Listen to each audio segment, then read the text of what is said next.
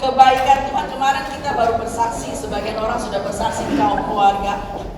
Kenapa kita harus bersaksi, kenapa kita harus sharing tentang kebaikan Tuhan di Komsel kemarin itu? Karena salah satu program yang saya masukkan ke dalam Komsel yaitu sharing kebaikan Tuhan. Setiap beberapa bulan sekali kita ada sharing kebaikan Tuhan. Kenapa saya masukkan dalam program Komsel? Karena saya pikir ketika kita sharing kebaikan Tuhan, kita mengingat kembali apa yang sudah Tuhan kerjakan dalam kehidupan kita. Sehingga kalau misalnya kita mungkin orang lain yang sudah lemah, sudah mulai jauh dari Tuhan, ketika mendengarkan sharing itu mereka kembali bangkit, kembali lagi ingat, oh yes, Tuhan sudah melakukan banyak perkara dalam kehidupan saya. Jadi saudara, selama beberapa bulan ini, sambil menunggu yang lainnya, kita review seperti biasa. Selama beberapa bulan ini kita sudah mempelajari mengapa kita harus meresponi Tuhan dengan benar, dan juga bagaimana kita meresponi Tuhan dengan benar. Ya, kita ambil dari Lukas yang ke-7. Saudara, saya percaya saudara sudah baca semua Lukas yang ke-7.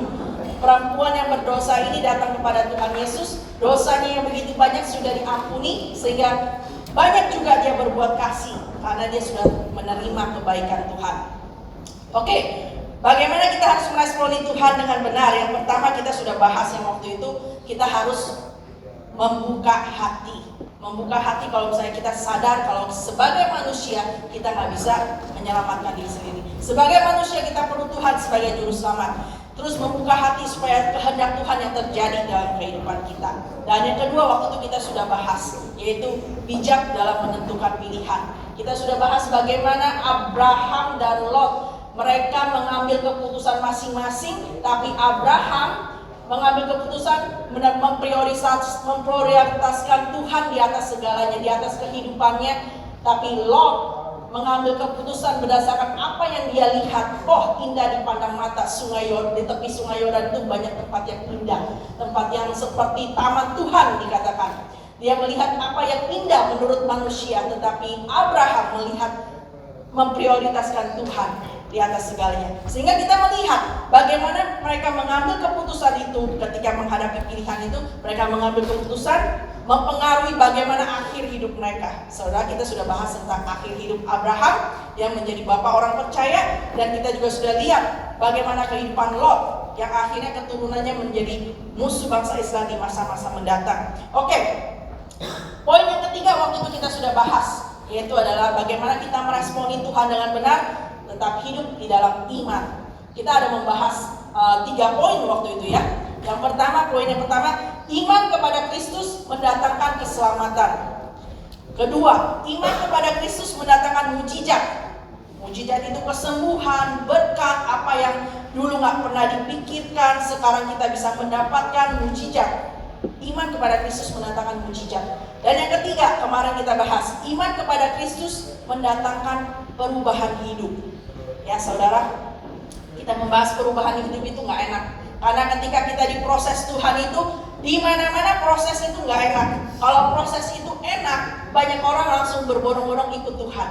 Di proses Tuhan itu nggak enak, seperti bejana, harus dibakar, harus dibentuk, harus dipukul-pukul sampai bentuknya menjadi bagus, dan ditambahkan ini dan itu, kemudian dipanaskan dalam api yang begitu panas, dimurnikan kembali. Nah, proses itu nggak enak saudara.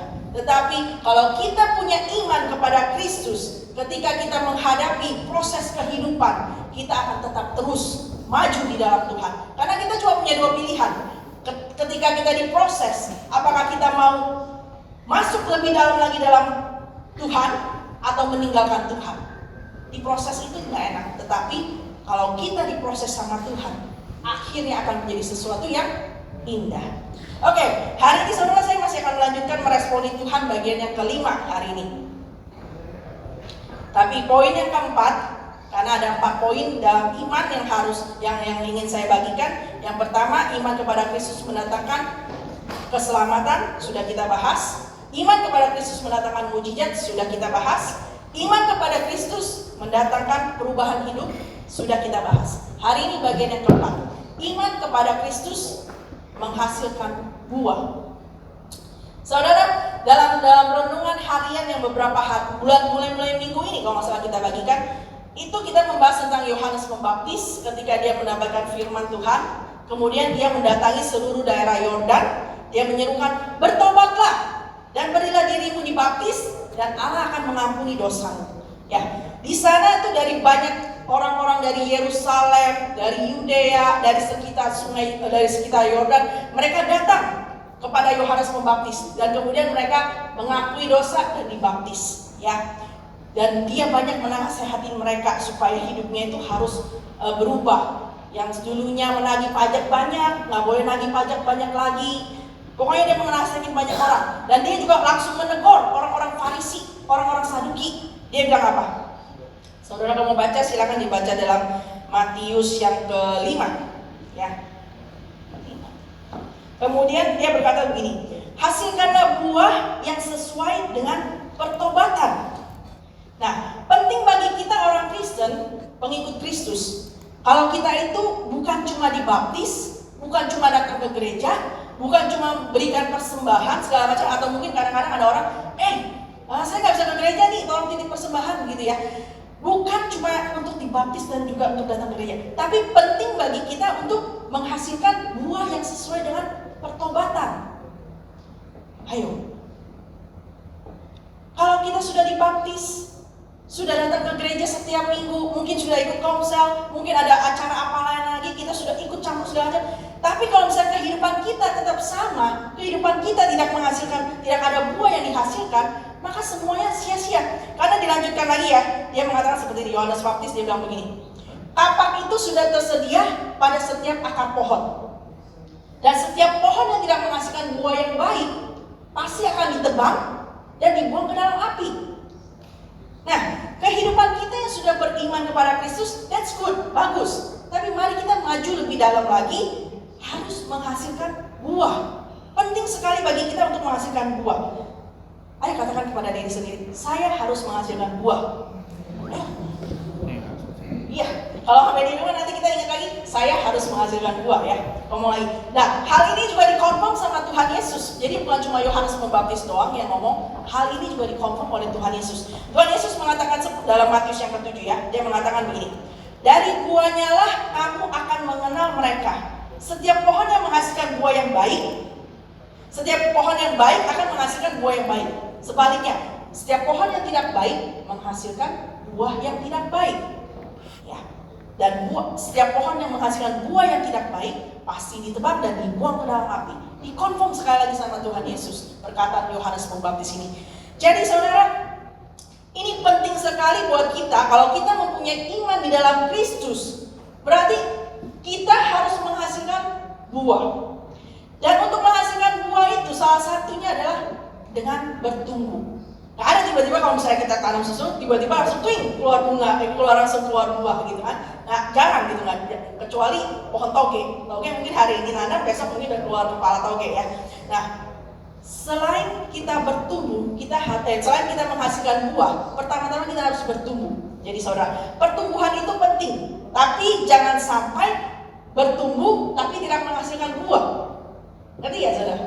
Ya, ntar kan saya akan bahas lebih lanjut lagi. Nah, banyak orang bertanya, apa itu pertumbuhan? Seperti apa pertumbuhan? Bagi saya saudara ya, dulu saya nggak mengenal Kristus. Saya datang ke sini, saya nggak mengenal Kristus. Duduk di pojok sana juga nggak mengenal Kristus. Cuma karena saya nggak ada acara, jadi saya datang ke sini ya. Nah, sekarang saya mengenal Kristus. Itu bertumbuh. Dan mengenal lebih dalam lagi, itu bertumbuh. Dulu hidupnya semau gue. Mau lakukan apa saja, hidupnya berantakan segala macam, nggak peduli. Yang penting gue hidup, yang penting gue enjoy segala macam gitu ya. Nah, sekarang ini hidup di dalam Kristus, kita jadi mengerti untuk apa Tuhan menebus kehidupan saya, untuk apa saya hidup pada saat ini. Tuhan pasti punya suatu rencana yang luar biasa buat saya. Apa itu? Dan saya mau lebih tahu. Nah, itu namanya bertumbuh. Dulunya hidup berantakan, sekarang hidup di dalam Kristus bertumbuh. Oke, lanjut lagi. Dulunya kalau melihat orang melayani, ngapain sih melayani? Habis-habisin waktu aja, sia-siain waktu. Enakan juga kalau lagi weekend itu jalan-jalan segala macam, ngapain melayani? Nah, dulu pemikirannya mungkin seperti itu. Tapi sekarang setelah mengalami Kristus, setelah mempunyai iman di dalam Kristus, ingin melayani. Apa yang bisa saya lakukan untuk Tuhan? Apa yang bisa saya kerjakan untuk gereja ini? Nah, itu berarti bertumbuh, saudara. Saya waktu pertama kali, waktu tahun 2006, mungkin 2007, saya lupa ya. Pada waktu itu saya benar-benar lagi mau mengenal Tuhan yang lebih lagi. Kemudian saya duduk di dekat lorong rumah saya, yang rumah lama. Saya duduk di sana, saya lagi baca firman Tuhan. Tiba-tiba saya mendapatkan sesuatu. Maksudnya Tuhan bilang, kamu ingin minta apa dari aku? Wah, kalau misalnya, waktu itu saya sedang mengalami pergumulan yang berat juga, saudara. Karena waktu itu anak saya juga baru didiagnos autism kan ya. Jadi waktu itu pergumulan yang berat buat saya. Ketika Tuhan bertanya seperti itu, saya bisa minta apa aja kepada Tuhan. Tuhan, saya mau minta mobil. Tuhan kasih nanti. Terus itu, Tuhan, saya mau minta kekayaan yang luar biasa, yang gak ada habis-habisnya. Tuhan bisa kasih. Tuhan, saya ingin kesembuhan buat anak saya, itu paling penting. Tuhan, saya pengen itu. Tuhan bisa kasih. Tapi apa yang saya minta? Ketika saya mau benar-benar sungguh-sungguh di dalam Tuhan, saya cuma minta satu. Tuhan, beri saya hikmat. Beri saya hikmat supaya saya bisa mengerti apa yang saya baca. Supaya firman-Mu ini, Tuhan, tidak menjadi firman yang mati, tidak menjadi firman yang sia-sia, tapi firman yang hidup di dalam saya. Sehingga saya bisa mengajar anak-anak saya bisa mengajar keluarga saya, sehingga saya bisa mengajar orang-orang di sekeliling saya. Itu yang saya minta kepada Tuhan. Saya minta hikmat Tuhan. Seperti Raja Salomo. Sewaktu Tuhan berkata kepada dia, apa yang kamu minta? Apakah kemenangan atas musuh-musuh? Apakah kekayaan yang luar biasa? Tapi Salomo meminta apa, saudara?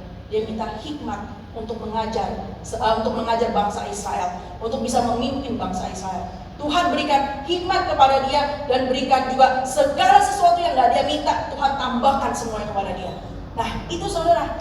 Jadi kalau misalnya kita mau bertumbuh di dalam Tuhan, jangan pikirin untuk keinginan-keinginan pribadi, jangan pikirkan untuk kepentingan-kepentingan yang duniawi yang kita bisa lihat mata, yang sekejap aja bisa hilang, yang sekejap aja bisa habis.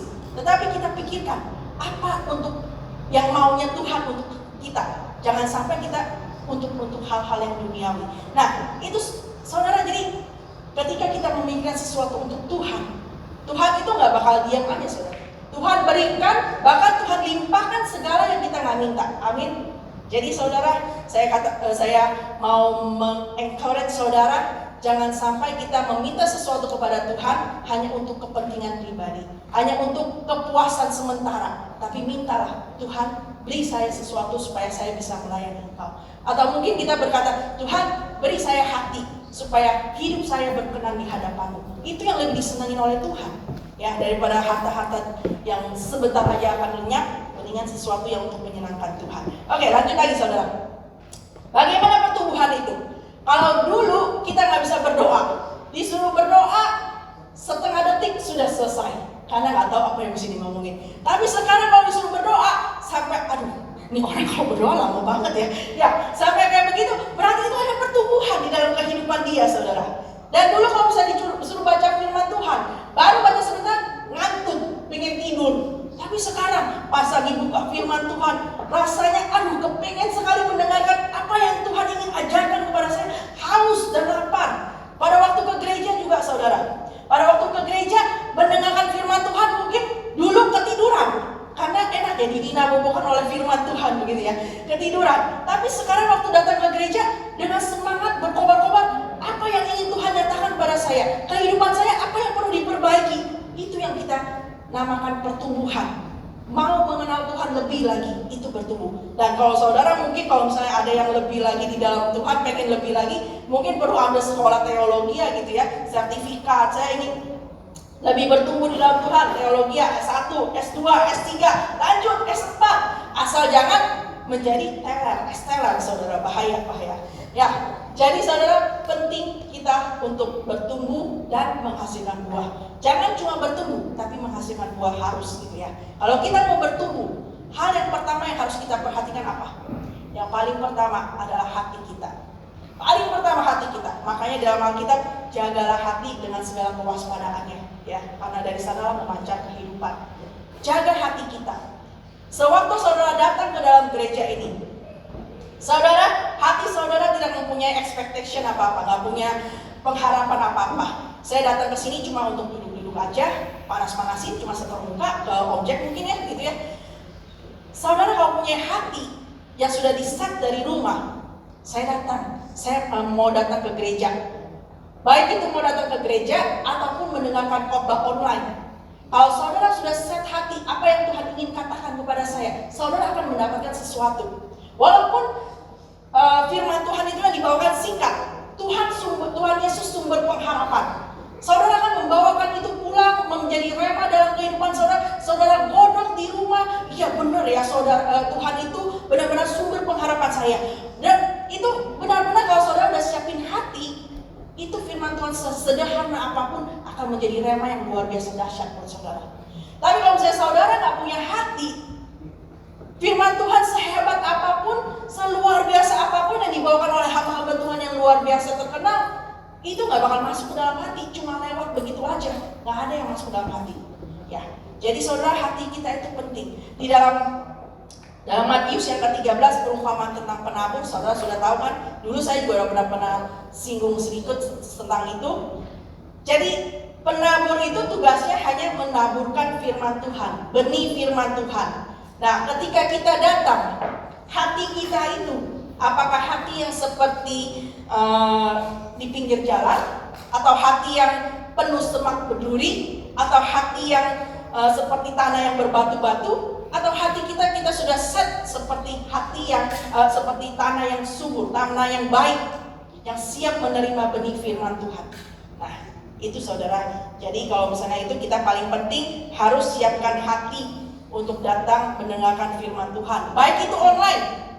Saya mendengar ya survei, ada seorang hamba Tuhan di Indonesia yang menuliskan seperti ini di status Facebooknya. Dia bilang, gereja-gereja masa kini ini menghadapi tantangan yang berbeda. Dia bilang gitu, karena mereka mengadakan online service, jadi setiap orang mendengarkan online. Orang-orang yang kebanyakan mendengarkan online cuma bertahan 20-25 menit. Setelah itu terserah Anda. Ada yang pergi mandi, ada yang pergi melakukan segala sesuatu, cuma bertahan 20-25 menit, saudara. Kalau kita di gereja ini kan 1 jam penyembahan, ya hampir 1 jam penyembahan, kemudian lanjut lagi hak firman Tuhan 45 menit. Jadi setidaknya kita ada sesuatu yang mendengarkan, present di sini. Daripada online, saya pernah saudara ya waktu 2 minggu yang lalu, 3 minggu lalu, lagi sekolah online saudara. Saya sambil dengerin, tiba-tiba ketiduran, 1 jam saya ketiduran. Pas sudah bangun gitu, wah, sekolahnya udah selesai. Untung pas lagi sekolahnya selesai, waktunya foto-foto saya udah bangun gitu. Coba bayangin kalau misalnya gurunya tahu saya ketiduran gitu, seperti murid yang ketiduran di kelas, kacau saudara. Ya itu karena lagi diskusi sih waktu itu, jadi saya lagi bosen dengerin, tiba-tiba ketiduran. Nah itulah. Jadi kita sekarang ini online service juga mengalami berbagai banyak tantangan yang harus disikapi bagaimana. Ya gereja-gereja itu juga mengalami banyak tantangan yang harus disikapi. Oke, next. Bagaimana kita kalau misalnya mau bertumbuh di dalam firman Tuhan, yang pertama harus siapin hati. Dan yang kedua ya saudara, yang sama pentingnya adalah perhatikan cara kita mendengar. Ya, Tuhan Yesus seringkali berkata seperti ini, siapa bertelinga, hendaklah ia mendengar. Setiap kali saudara kalau misalnya Tuhan Yesus ngomong sesuatu perumpamaan atau apa, yang penting dia katakan siapa bertelinga hendaklah ia mendengar. Di dalam Wahyu juga selalu dibahas, siapa bertelinga hendaklah ia mendengarkan apa yang dikatakan Roh kepada jemaat-jemaat. Ya, penting sekali buat kita untuk memperhatikan cara kita mendengar. Kenapa? Saya katakan begini, guru di kelas dia bisa mengajar selama 1 jam. Kemudian saudara tahu kenapa kalau misalnya kita di Indonesia ya selalu ada ranking 1, ranking 2, ranking 3, ada yang naik kelas kemudian tuh. Karena cuma sebagian orang yang rankingnya top gitu, mereka mendengarkan dengan sungguh-sungguh, mereka mengerti, mereka memahami. Ya, sebagian orang lainnya lagi mungkin cuma sekadar mendengar, kayak jadi seperti musik gitu, nggak mendengar apa. Mungkin sebagian yang lainnya lagi salah nangkep malah. Gurunya jelasin A, dia pikir Z. Nah, seperti dengerin khotbah juga, ketika firman Tuhan yang dibawakan positif, karena dia salah tangkap, jadi hanya dipikirnya, wah, kok hamba Tuhan ini ngomongin sesuatu yang negatif sih, gitu, salah dengar. Jadi penting sekali buat kita untuk memperhatikan cara kita mendengar. Salah mendengarkan firman Tuhan, salah mengerti, salah mengaplikasikan di dalam kehidupan kita. Jadi saudara, selain hati, penting sekali untuk mendengar. Kayak saya begini, waktu saya ngobrol dengan orang, lagi ngobrol asik-asik nih, ngobrol dengan asik-asik orang, tapi topiknya itu saya nggak demen gitu, nggak tahu dia ngomongin apa gitu ya. Dia ngomongin wah kerjaan kantor atau apa, dia ngomong sesuatu, dan saya waktu itu lagi nggak konsentrasi. Jadi apa yang dia ngomong, iya, tapi nggak mengerti saudara. Sama seperti contoh kayak begini, kita lagi ngomong sama bulenya ngomongnya suaranya lancar banget, Inggrisnya gitu. Kita yes. Tapi pas lagi di itu dia ngomong apa sih, bule ngomong apa? Nggak tahu gitu. Ya, cuma bisa mendengar tapi nggak benar-benar mendengar. Nah, jadi ngerti nggak saudara perbedaannya? Makanya Tuhan Yesus bilang, perhatikan siapa yang bertelinga hendaklah ia mendengar. Jadi siapkan kuping juga sewaktu kita datang ke gereja. Ya, contohnya lagi begini, waktu firman Tuhan kita ambil dari ayat Alkitab. Mazmur 127 ayat 2, itu favorit saya ya. Sia-sialah kamu bangun pagi-pagi dan duduk-duduk sampai jauh malam, dan makan roti yang diperoleh dengan susah payah, sebab dia memberikannya kepada yang dicintainya pada waktu tidur. Ini favorit saya. Ketika hamba Tuhan membawakan firman ini, mungkin karena dia ngantuk atau apa, dia mendengarkannya setengah-setengah. Dia bilang, wah iya ya, sia-sia saya bangun pagi-pagi. Kalau gitu mulai hari ini, mulai besok ya, saya bangun nggak mau pagi-pagi lagi. Saya bangun cukup jam 12 siang gitu. Dia salah mendengar saudara. Kemudian duduk-duduk sampai jauh malam dan makan roti yang diperoleh dengan supaya, oh berarti kalau begitu saya nggak perlu selesai kerja dong. Kalau saya capek-capek kerja, nanti juga dapat berkat dari Tuhan gitu. Jadi dia salah pengertian. Makanya kalau misalnya kita itu mendengarkan firman Tuhan, jangan cuma setengah-setengah, jangan cuma setengah konsentrasi, tapi fully concentrate, gitu ya.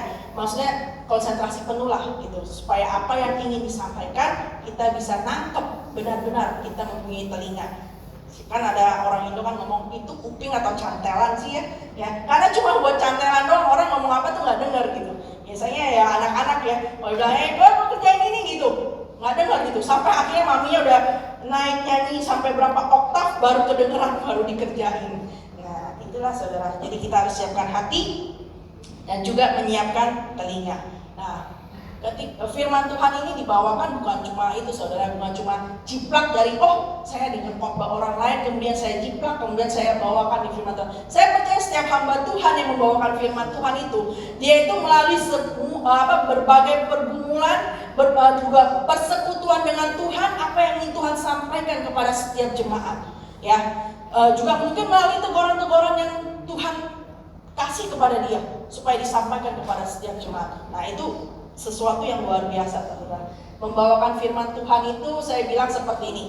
Saya berdiri di sini membawakan firman Tuhan itu seperti water dispenser. Saudara tahu water dispenser? Seperti jug air. Ada isi air di sini, air firman Tuhan.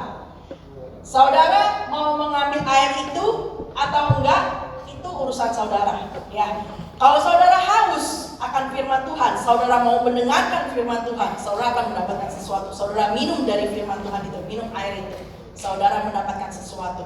Tapi kalau misalnya saudara tidak haus dan lapar, maka firman Tuhan itu akan tetap di sini dan saudara tidak mendapatkan apa-apa. Jadi penting bagi kita untuk mau haus dan lapar akan firman Tuhan, maka saudara akan dipuaskan. Amin. Ya, ketika kita memiliki hati yang haus dan lapar akan firman Tuhan, dan telinga yang sudah siap mendengarkan firman Tuhan, kita akan semakin berakar di dalam Tuhan. Amin. Kalau kita semakin berakar di dalam Tuhan, maka kita akan bertumbuh kokoh di dalam Tuhan, semakin kuat. Ketika angin kencang datang, topan badai datang, pohon itu tetap kuat. Saya punya pohon saudara. Pohon di belakang rumah saya itu waktu saya beli ada 3 pohon gede dekat kolam renang. Kolam renangnya kecil sih. Nah, pohon yang gede itu kita udah nggak demen tuh sama pohon itu. Tapi untuk membuang pohon itu susah, karena pohon itu gede saudara, mungkin ya segini ya lebarnya, terus tingginya mungkin 3-4 meter, pohon seperti pohon palem. Kita mau buang tapi nggak bisa buang karena gede. Dan akhirnya suatu hari pohonnya itu tumbang. Bayangin pohon yang gede itu tumbang, 3-4 meter itu tumbang. Jadi dia kena melintasi kolam renang yang kecil itu. Terus saya bilang, pohon yang gede ini kenapa tumbang ya? Aduh, gimana ngangkatnya ini? Berat sekali nanti. Terus saya ke belakang, saya ngecek. Saya coba angkat. Ternyata apa tuh? Pohonnya itu enteng banget. Saya aja sendiri bisa ngangkat, padahal 3-4 meter gede itu. Sampai itu, kok kenapa bisa tumbang ya? Saya lihat bawahnya, ternyata di bawahnya itu dia nggak berakar dengan kuat, dia cuma nempel begitu aja, dan juga digerogotin mungkin ya parasit atau apa gitu, sampai dia itu bisa gampang tumbang. Dan di dalamnya itu pohon yang sebenarnya gede begini, dalamnya itu sebenarnya harusnya kuat, tetapi diangkat enteng, dan ternyata di dalamnya itu juga kopong, saudara. Jadi ini merupakan suatu peringatan buat kita ya. Orang bisa bertumbuh, kelihatan kokoh, kelihatan kuat dari luar, tetapi di dalamnya kopong. Di dalamnya dia nggak punya akar yang kuat di dalam Tuhan. Sehingga waktu ada topan badai datang, menerpa itu, kemudian dia akan roboh seperti pohon yang itu, saudara.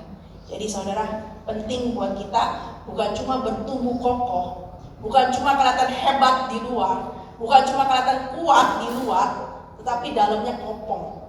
Jadi yang dalamnya, yang tahu dalamnya ini siapa? Ketika badai itu datang, ketika angin kencang itu datang, itu baru ketahuan apakah kita itu sebenarnya kokoh beneran atau cuma kokoh-kokohan, cuma kokoh pura-pura. Ya, jadi pertumbuhan yang benar itu di dalam keadaan apapun, penderitaan sekalipun, tetap bisa bertumbuh dan menghasilkan buah. Saya akan kasih 2 contoh, saudara.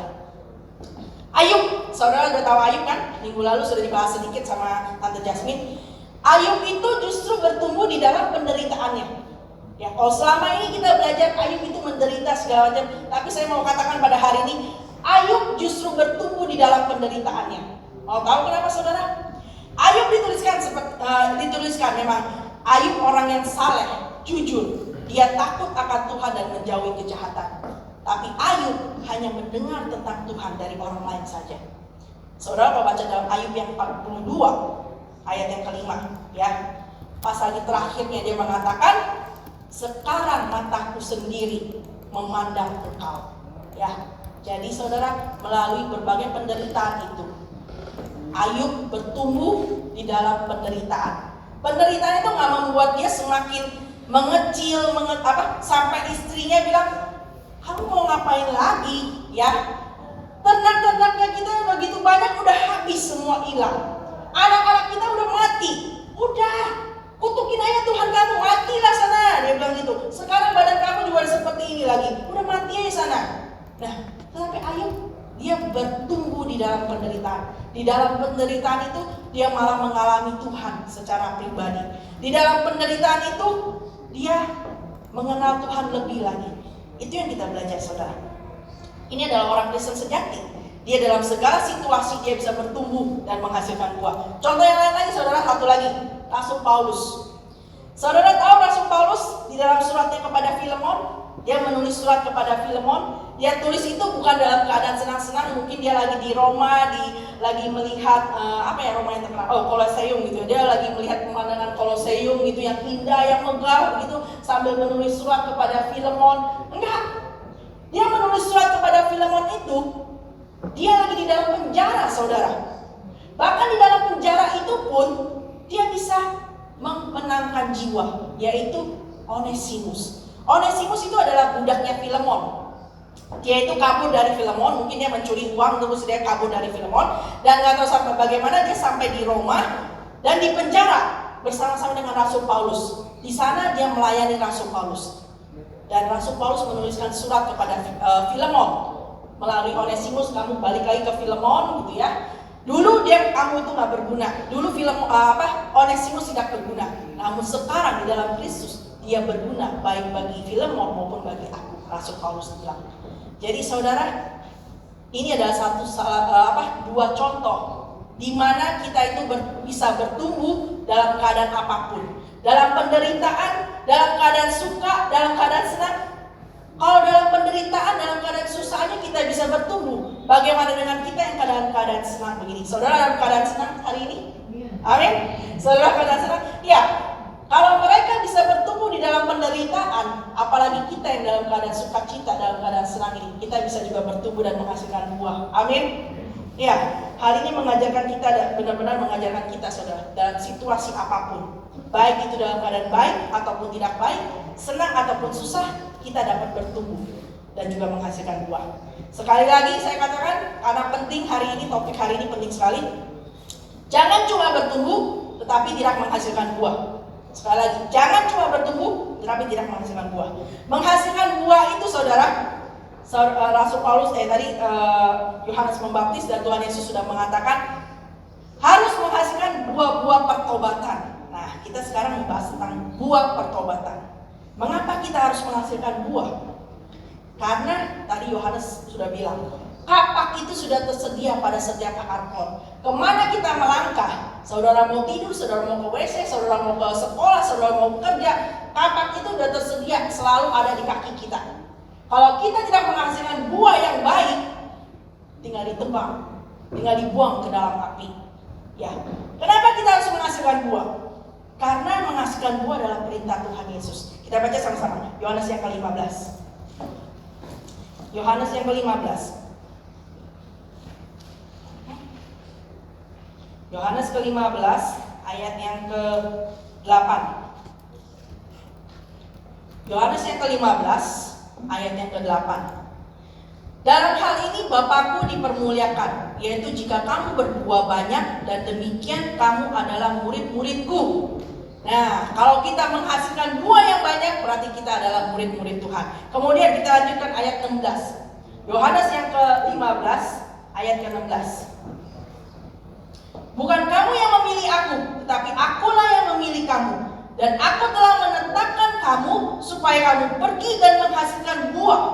Dan buahmu itu tetap, supaya apa yang kamu minta kepada Bapa dalam namaku diberikannya kepadamu. Ya.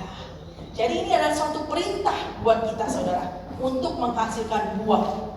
Ya, sekali lagi, mengapa kita harus menghasilkan buah? Karena hidup kita sudah ditebus. Hidup kita bukannya hidup lama lagi yang menunggu penghukuman, menunggu tinggal mati, tunggu penghukuman aja, tinggal tunggu masukin dalam api aja. Tetapi hidup kita ini sudah ditebus. Kita udah dipindahin saudara, dipindahin dari hidup yang sia-sia, hidup yang menunggu penghukuman, ke dalam kehidupan yang kekal bersama Tuhan. Luar biasa Tuhan yang. Jadi kalau misalnya kita sudah menerima penebusan itu, kita sudah ditebus, berarti hidup kita adalah hidup yang baru di dalam Tuhan. Dan hidup kita yang baru dalam Tuhan berarti Kristus yang hidup di dalam kita. Ya, apakah kita mau hidup bagi Kristus? Apakah kita mau hidup buat Kristus? Filipi yang ke-1, kita buka sama-sama Filipi. Filipi yang ke-1. Ya, Filipi yang ke-1 ayat yang ke-11. Ayat yang ke-21. 21 dan 22 sampai 23. Karena bagiku hidup adalah Kristus dan mati adalah keuntungan. Tetapi jika aku harus hidup di dunia ini, itu berarti bagiku bekerja memberi buah. Jadi mana yang harus kupilih, aku tidak tahu. Aku didesak dari dua pihak. Aku ingin pergi dan diam bersama-sama dengan Kristus, itu memang jauh lebih baik. Tetapi lebih perlu lagi tinggal di dunia ini karena kamu. Ya saudara, jadi ayat yang ke-21 dan 22 nya kita sudah tahu. Kalau kita hidup, berarti kita harus bekerja menghasilkan buah, memberi buah, buah yang memuliakan nama Tuhan. Ya, ada dua buah saudara yang kita bahas pada hari ini. Saudara, selama ini kita selalu belajar ada buah roh yang kita belajar. Itu adalah salah satu. Yang pertama buah pertobatan adalah buah roh. Dalam Galatia yang ke-5, saudara baca dalam Galatia yang ke-5. Kita buka Galatia yang ke-5. Ayat yang ke-22 dan 23. Saudara baca ya, ayat 22 dan 23, siap? Galatia ke-5 ayat 22 dan 23, siap untuk membaca? Amin, baca yang kenceng ya. 1, 2, 3. Tetapi buah roh ialah kasih, sukacita, damai sejahtera, kesabaran, kemurahan, kebaikan, kesetiaan, kelemah lembutan, penguasaan diri. Tidak ada hukum yang menentang hal itu. Ya, kita sudah baca buah roh. Jadi itu adalah kita harus hasilkan buah roh. Karena di dalam Galatia dikatakan hidup kita menurut daging atau roh. Kita yang sudah ditebus oleh Tuhan, hidup kita adalah hidup yang baru. Jadi kita harus hidup di dalam roh. Kita harus mematikan kedagingan. Ya, ayat yang selanjutnya lagi kalau misalnya saudara baca itu kita harus mematikan kedagingan supaya kita bisa menghasilkan buah roh. Dan apa itu kedagingan kita? Ayat yang 19 sampai ke 21. Tetap Galatia yang kelima, ayat 19 sampai ke 21.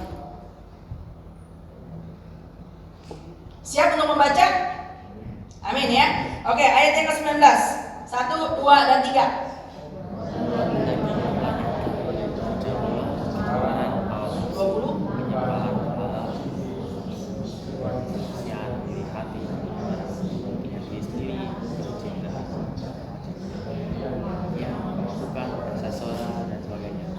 Semuanya itu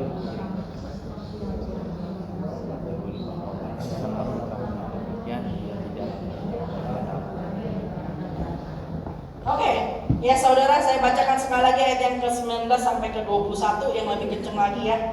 Perlu lebih kenceng lagi pakai mic ya. Ya, ayat yang ke-19.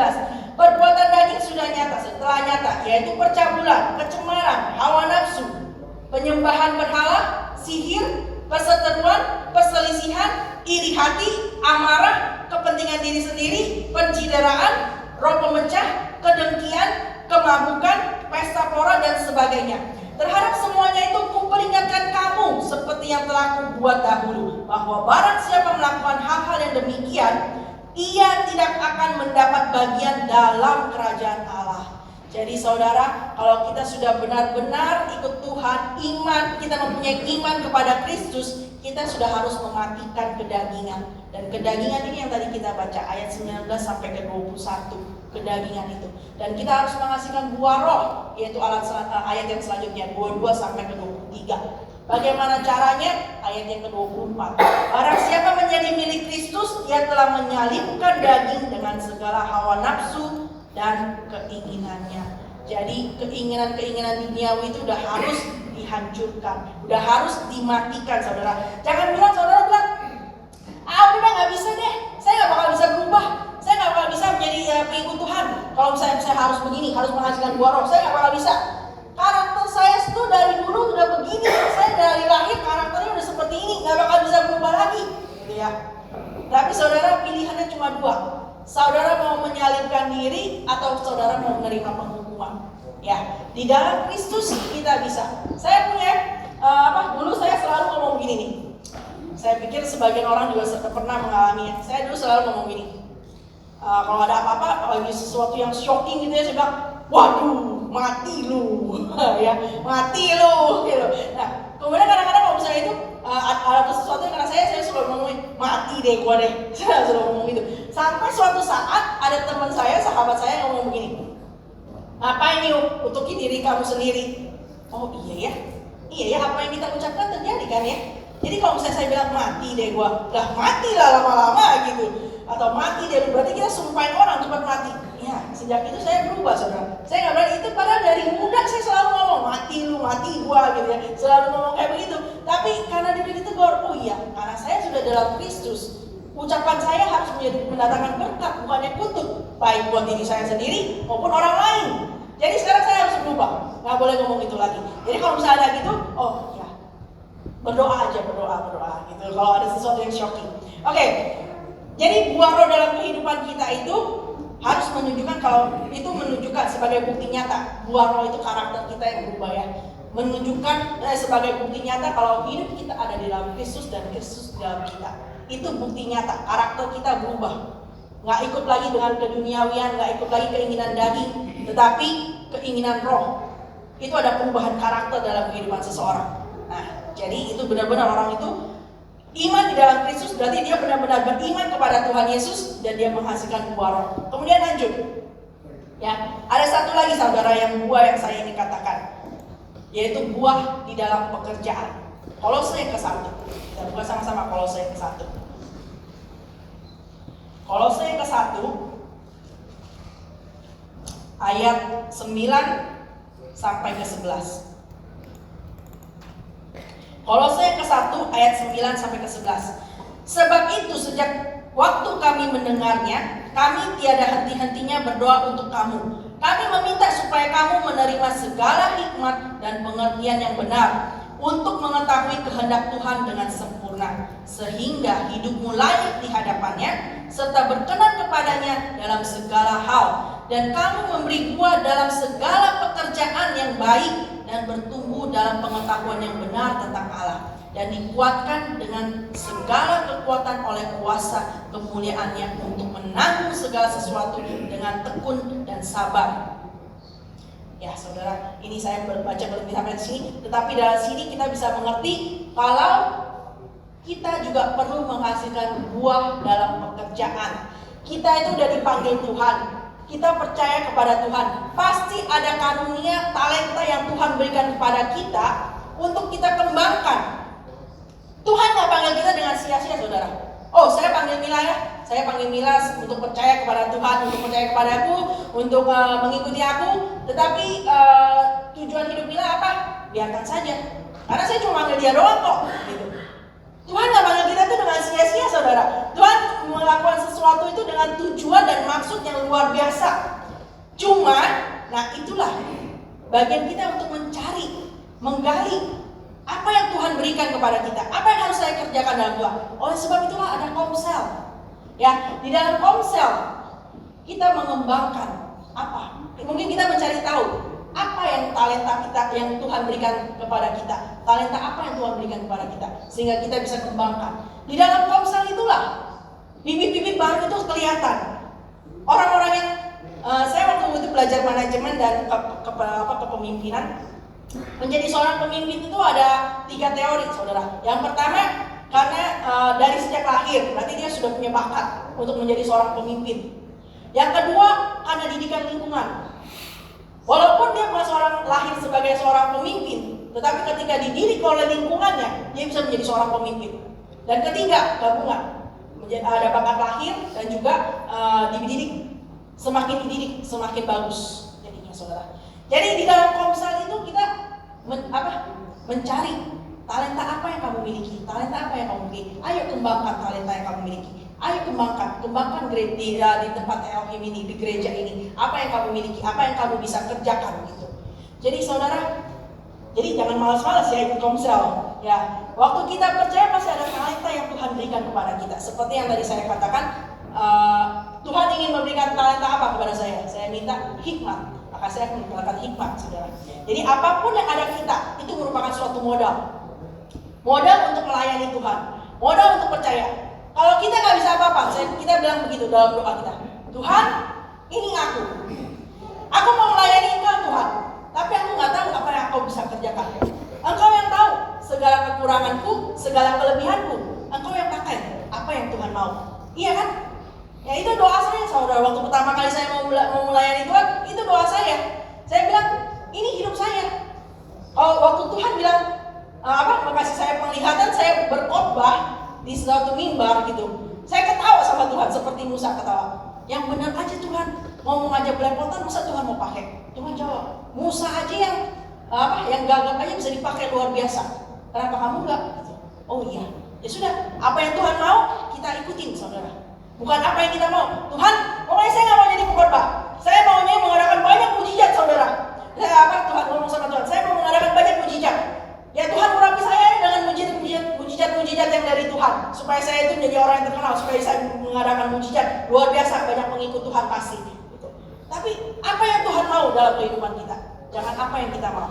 Oke, ya, saudara, ada contohnya yang orang yang menghasilkan buah dalam pekerjaannya ini adalah contohnya perempuan yang Samaria, Yohanes yang keempat. Saudara tahu, sewaktu dia menimba air, Tuhan Yesus mengatakan kepada dia, ya suami kamu yang sekarang anak ini bukan yang suami kamu yang sebenarnya gitu.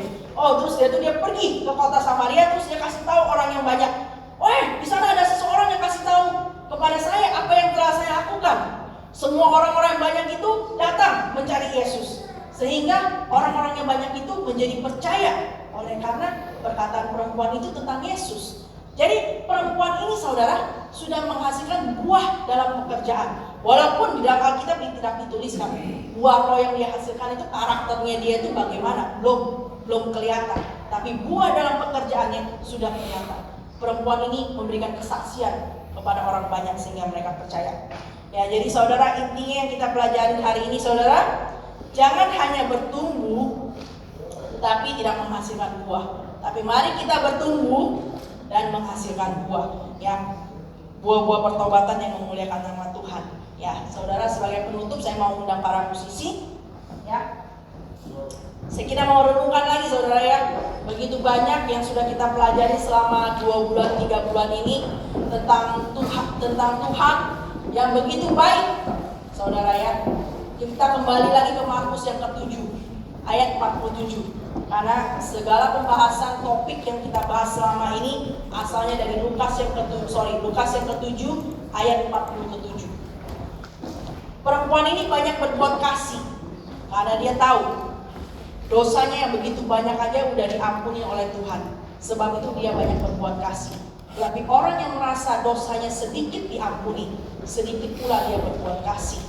Saudara, bagaimana dengan saudara? Sudah menerima kasih Tuhan yang begitu luar biasa? Sudah menerima kasih Tuhan yang begitu luar biasa? Ya, kita sudah menerima begitu banyak dari Tuhan, saudara, yang tidak bisa kita balas dengan apapun juga. Begitu banyak perubahan-perubahan hidup, apa yang Tuhan kerjakan dalam kehidupan kita, yang orang lain melihat kehidupan kita, dia bilang, wow, sesuatu yang tidak mungkin ada pada orang ini. Kenapa orang ini bisa melakukan segala sesuatu yang tidak mungkin? Karena Tuhan yang ada di dalam kehidupan kita. Amin. Bukannya kita hebat, kita dipilih bukan kita hebat. Bukan karena kita luar biasa, saudara, tapi karena Tuhan mengenapi janjinya. Bagi setiap orang yang mengasihi Tuhan, selalu ada pengharapan. Bagi setiap orang yang mengasihi Tuhan dan mau sungguh-sungguh pada Tuhan, Tuhan bukan cuma melimpahkan kasih karunia-Nya, tapi Tuhan melimpahkan begitu banyak sampai kita itu kadang-kadang kalau duduk ya merenungkan kebaikan Tuhan.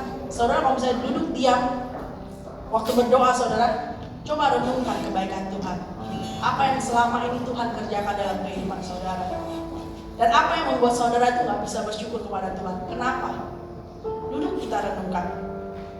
Saya kalau misalnya sampai sekarang di dalam komsel maupun di dalam perenungan pribadi di dalam rumah, saya kalau menangis itu benar-benar nangis itu udah air mata keluar, ingus keluar, ludah pun keluar, saudara, jadi satu semuanya. Karena kenapa? Karena Tuhan itu begitu baik. Segala sesuatu yang ada dalam kehidupan saya pada hari ini, saya ada sebagaimana saya ada pada hari ini karena kasih karunia Tuhan yang luar biasa. Segala sesuatu sudah Tuhan genapi dalam kehidupan kita, dan bukan cuma stop sampai di sini aja, saudara. Kalau saudara benar-benar di dalam Tuhan, mengasihi Tuhan, di kedepannya lagi, saudara, Tuhan melimpahkan segalanya. Bukan cuma berkat itu cuma bonus. Saya selalu katakan berkat itu semua sebagai bonus. Saudara menikmati segala keenakan, kenyamanan dalam hidup itu semua cuma bonus. Tetapi berkat yang Tuhan berikan itu lebih lagi, saudara. Bahkan pada saat saudara menderita sekalipun, saudara mengalami penyakit atau apapun, saudara dalam keadaan tertekan apapun, saudara masih tetap bisa. Kok bisa ya saya masih tetap kuat? Karena Tuhan yang ada dalam kehidupan kita. Saudara, saya ajak saudara untuk menyanyikan sebuah lagu.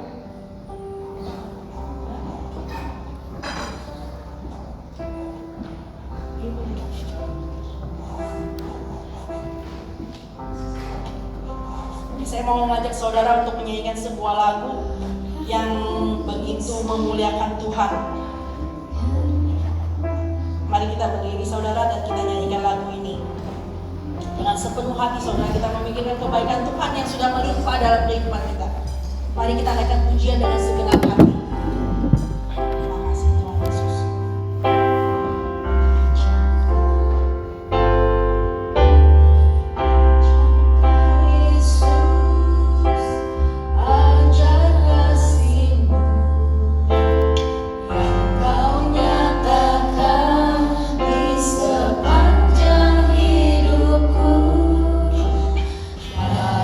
Segalanya yang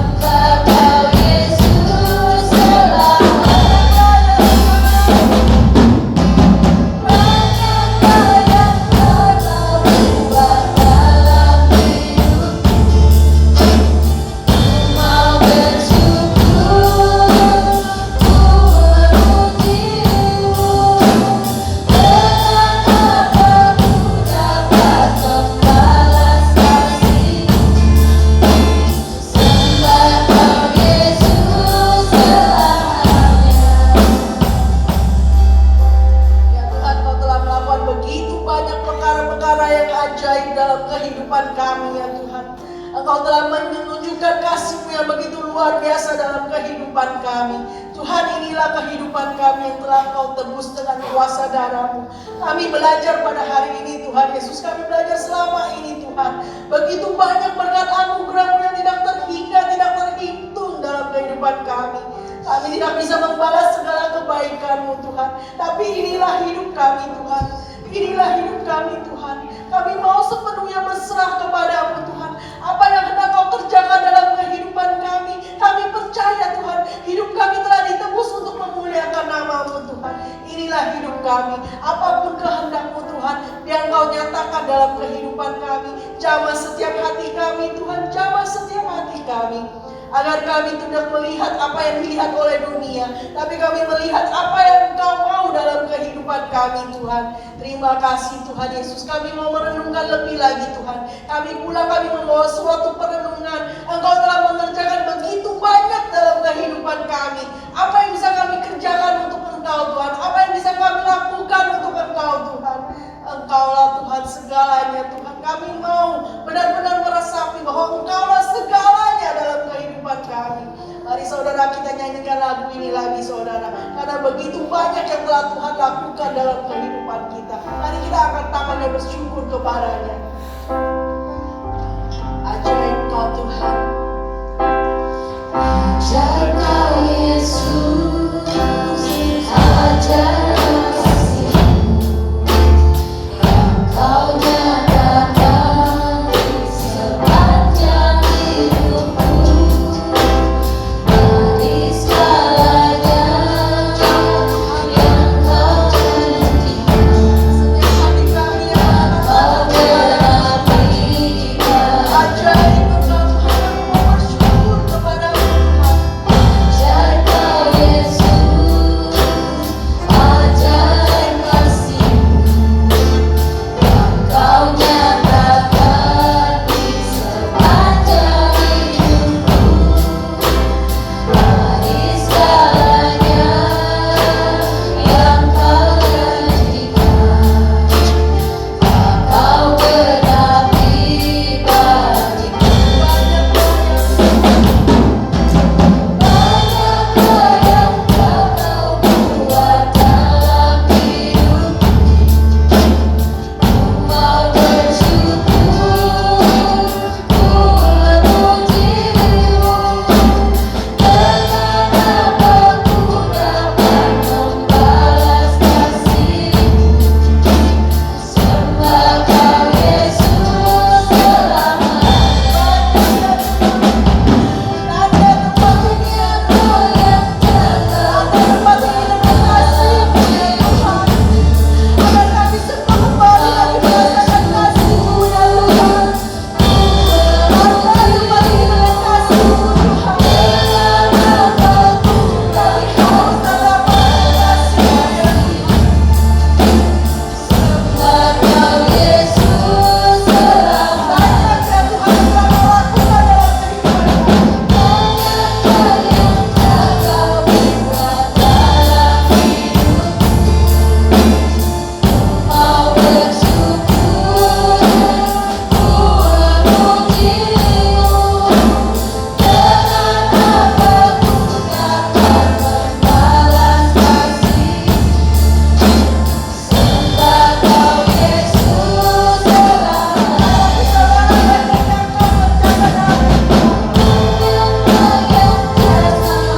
Buat dalam hidupku. Mau bersyukur, ku memuji-Mu. Dengan apa ku dapat membalas kasih. Sembah Kau Yesus selamanya. Sembah Kau Yesus selamanya. Terima kasih Tuhan Yesus, terima kasih Tuhan. Kami pulang tidak membawa sesuatu yang sia-sia, tapi kami datang ke tempat ini, kami pulang membawa kasih-Mu Tuhan. Kami membawa suatu perenungan, apa yang Kau kerjakan dalam kehidupan kami semuanya luar biasa ya Tuhan Yesus. Dan kami membawa suatu perenungan apa yang bisa kami kerjakan bagi Engkau Tuhan. Apa yang kami bisa perbuat bagimu Tuhan untuk membalas segala kebaikan-Mu Tuhan. Terima kasih ya Tuhan Yesus, terima kasih Tuhan. Kami pada hari ini telah belajar Tuhan. Iman kami bertumbuh Tuhan, bukan karena hanya pada saat kami senang ataupun suka, maupun dalam keadaan yang happy ya Tuhan. Tapi iman kami bertumbuh justru pada saat kami mengalami penderitaan. Kami bisa menghasilkan buah yang terus memuliakan nama-Mu Tuhan. Terima kasih ya Tuhan Yesus, terima kasih untuk segalanya Tuhan.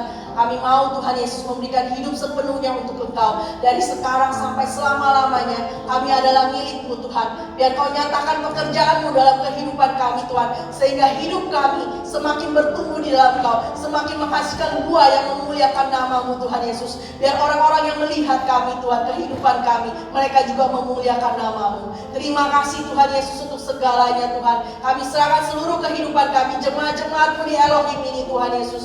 Biar Kau turut campur tangan dalam setiap kehidupan kami, dalam setiap pergumulan kami, dalam setiap sakit penyakit kami Tuhan Yesus. Karena kami percaya Engkau adalah sumber kekuatan kami Tuhan. Di dalam Engkau Tuhan segala perkara dapat kami tanggung ya Tuhan Yesus. Di dalam Engkau Tuhan kami bukan hanya yang menjadi pemenang, tapi kami menjadi lebih dari pemenang Tuhan Yesus. Terima kasih Tuhan, Kau tidak pernah lepas tangan atas gereja-Mu ini Tuhan. Dan tangan-Mu terus Tuhan bekerja atas gereja-Mu ini Tuhan. Agar setiap anak-anak-Mu juga Tuhan, dalam setiap kehidupannya selalu semakin berhasil, semakin menghasilkan buah yang luar biasa Tuhan, memuliakan nama-Mu. Terima kasih Tuhan Yesus untuk segalanya Tuhan. Terima kasih untuk semua berkat anugerah-Mu yang luar biasa Tuhan Yesus. Terima kasih untuk penyertaan-Mu yang tidak ada habis-habisnya dalam kehidupan kami. Terima kasih Tuhan untuk segalanya Tuhan. Dalam tangan-Mu yang Maha Kudus Tuhan, kami serahkan seluruh kehidupan kami. Dan kami mau selalu bersyukur Tuhan untuk segala kebaikan-Mu Tuhan. Hanya di dalam nama-Mu, nama yang segala atas, nama di atas segala nama, Raja di atas segala raja, Yesus Kristus Juru Selamat kami yang mulia. Haleluya. Amin. Berikan kemuliaan untuk Tuhan Yesus. Silakan duduk, sebentar kita akan memberikan persembahan.